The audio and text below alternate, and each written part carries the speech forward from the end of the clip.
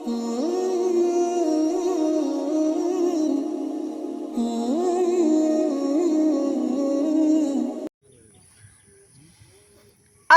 আলাইকুম ওয়া রাহমাতুল্লাহি ওয়া বারাকাতুহু। আলহামদুলিল্লাহ ওয়াসসালাতু ওয়াসসালামু আলা রাসূলিল্লাহ, আম্মা বাদ। আজকে অত্যন্ত গুরুত্বপূর্ণ একটি হাদিস নিয়ে আপনাদের সামনে উপস্থিত হলাম। তো হাদিসের ভাবার্থটা এরকম, হাদিসটা পরে বলতেছি, আমি আগে এই প্রাসঙ্গিক দু একটি কথা বলে নিই। কথাটা হচ্ছে যে দেখেন, আমরা কিন্তু চাইলেই অনেক বেশি বেশি নেক আমল করতে পারি না। অর্থাৎ আমার যখনই ইচ্ছা হয় আমি তখনই কোনো নেক আমল করব, বা হাদিস সম্মতভাবে এটা আমার নেক আমল হচ্ছে কি না এ সম্পর্কে কিন্তু আমার মধ্যে একটা খটকা থেকে যায়। মানে আমি হয়তো শিওর না, যদি আমার যদি কোনো বিষয়ে জানা না থাকে যে এই কাজটা করলে এতটুকু নেকি লেখা হবে, বা এই আমলটা করলে এতটুকু নেকি দেয়া হবে, যদি এ বিষয়ে যদি আমার জানা না থাকে, তাহলে কিন্তু আমি অনেক সময় দেখা যায় যে অনেক বড় বড় নেকি, অর্থাৎ আমি ছোট্ট একটা কাজ করলাম কিন্তু আমার আমল নামায় নেকিটা অনেক বড় পরিসরে জমা হলো। এটা আমার যদি এই বিষয়টা আমার জানা না থাকে তাহলে কিন্তু আমি এটা করতে পারবো না।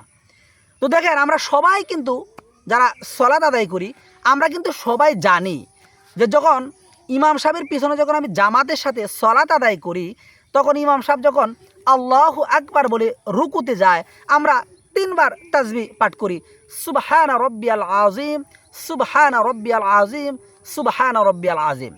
তখন এখান থেকে যখন আমরা দাঁড়াই, তখন ইমাম সাহেব কিন্তু বলে সামিআ আল্লাহু লিমান হামিদা।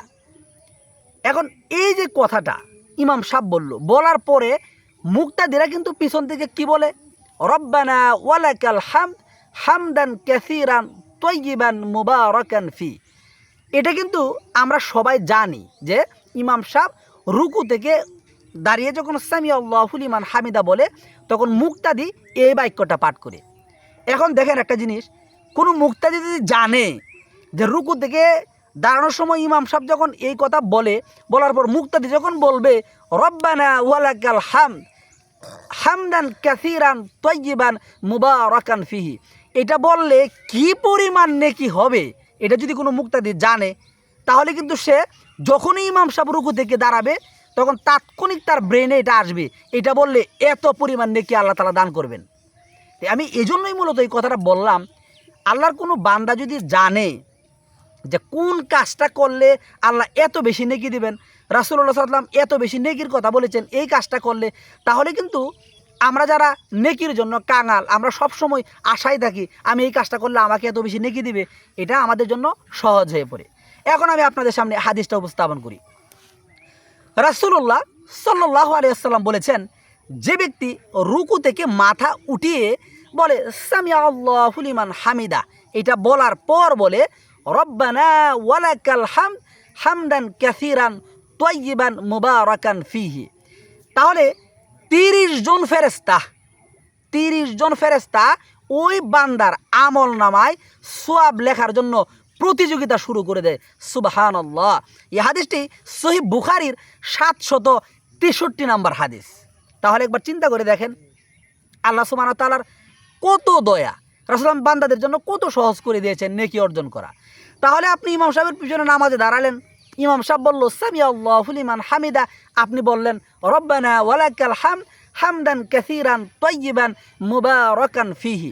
এই শব্দটুকু বলার সাথে সাথেই 30 জন ফেরেশতা আপনার আমল নামায় সওয়াব লেখার জন্য প্রতিযোগিতা শুরু করে দেয়, অর্থাৎ কে আগে নেকি লিখবে। সুবহানাল্লাহ। এই হাদিসটি সহিহ বুখারীর 663 নম্বর হাদিস। তো এই জন্য আমরা যারা সালাত পড়ি, নিয়মিত জামাতের সাথে সালাত আদায় করি, আমরা যদি চাই যে আমাদের আমল নামায় আল্লাহর রহমতের ফেরেশতারা, আল্লাহর দয়ার ফেরেশতারা, আল্লাহর করুণায় আমার আমল নামায় 30 জন ফেরেশতা প্রতিযোগিতা শুরু করে দিক নেকি লেখার জন্য, তাহলে আমরা যেন এই আমলটা করি। তো আশা করি যারা দেখতেছেন অবশ্যই আমল করবেন, আর অন্যকে শেয়ারের মাধ্যমে তাদেরকেও আমল করার মতো সুযোগ করে দিবেন। আজ এই পর্যন্তই। আসসালামু আলাইকুম ওয়া রাহমাতুল্লাহ।